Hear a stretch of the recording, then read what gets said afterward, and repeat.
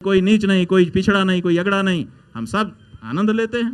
स्वामी जी, एक और प्रश्न है कि राजनीति की आपने बात की कि राजनीतिक अपने हिसाब से चीज़ों को अपने लिए इस्तेमाल करते हैं। आजकल जो दो शब्द बड़े प्रचलित हैं, एक तो सनातन और दूसरा वक्फ बोर्ड।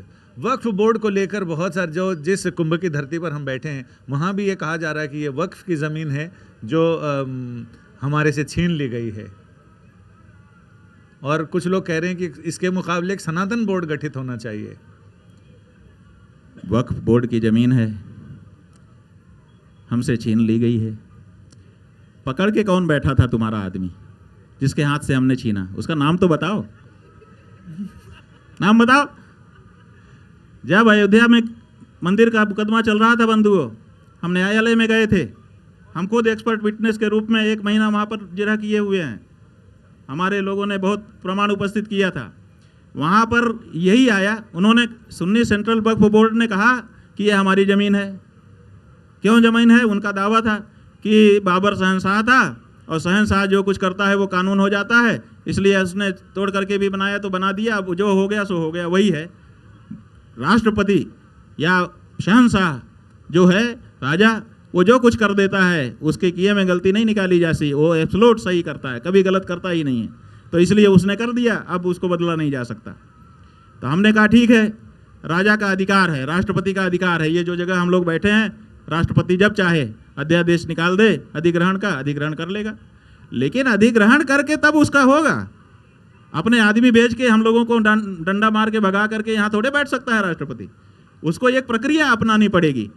यहाँ के लिए पहले एक धारा प्रकाशित करनी पड़ेगी, उसके बाद फिर अधिग्रहण के लिए बुलाना पड़ेगा, मुआवजा देना पड़ेगा, और तब उनकी होगी।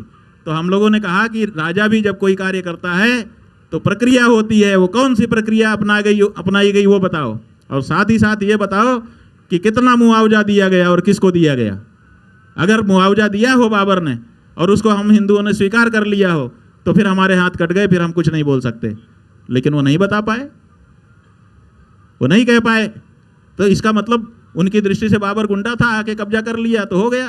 तो राजा को गुंडा मत कहो, राजा की एक अपनी प्रक्रिया होती है। ऐसे ही ये जो कह रहे हैं कि कुंभ हमारी भूमि है, अगर उनकी भूमि है तो यहाँ पर वक्फ की जमीन को खाली क्यों, परती क्यों छोड़े हुए थे? 12 साल तक जब कोई भूमि परती रहती है तो वो राजा उसको राजसात कर लेता है। उसकी भी धारा है, हमको धारा याद नहीं है, लेकिन वो राज्य में विलीन हो जाती है।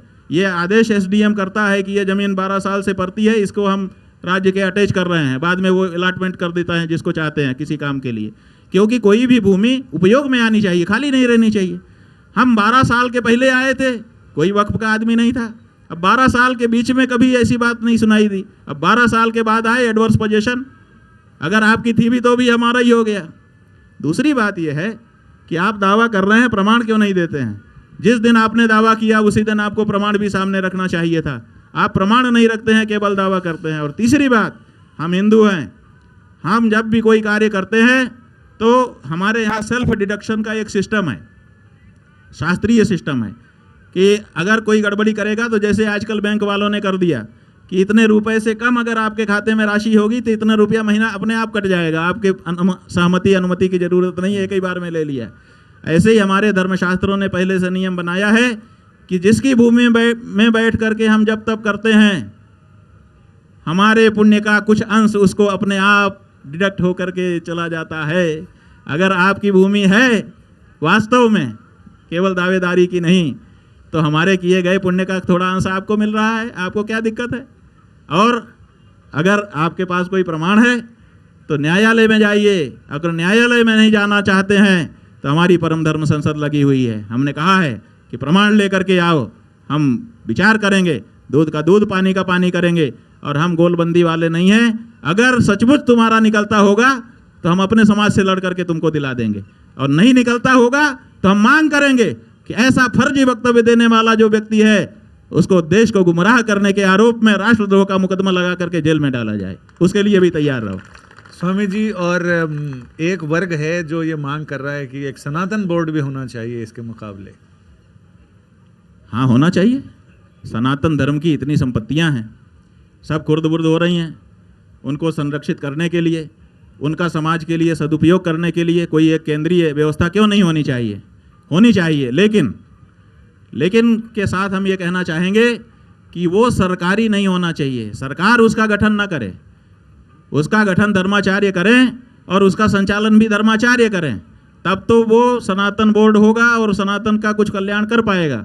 और अगर सरकार ने उसका गठन किया तो फिर सरकार की धर्मनिरपेक्ष नीतियाँ उसी तरह से उसमें आ जाएंगी जैसे तिरुपति के प्रसाद में आ गई। वहाँ पर भी तो ट्रस्ट बना हुआ था, सरकारी ट्रस्ट। सरकार जब बदलती है अपने मेंबर ला करके अपनी पसंद के भर देती है, और फिर वो क्या करते हैं क्या नहीं करते हैं, क्योंकि उनकी वो धर्म भावना नहीं होती है जो धर्म भावना धार्मिकों की होती है। क्योंकि धार्मिक धर्म ग्रंथों को पढ़ते हैं और पढ़ करके उसको जीते हैं और तब जा करके व्यवहार करते हैं। आचिनोति ही शास्त्राणि आचार्य स्थापयत्यपि स्वयं आचरते यस्मात् तस्माद् आचार्य उच्यते। केवल थ्योरी नहीं, उसका प्रैक्टिकल करके आत्मसात कर ले और पूरा अनुभव जब आ जाए तब वो दूसरे को कहने के लायक होता है।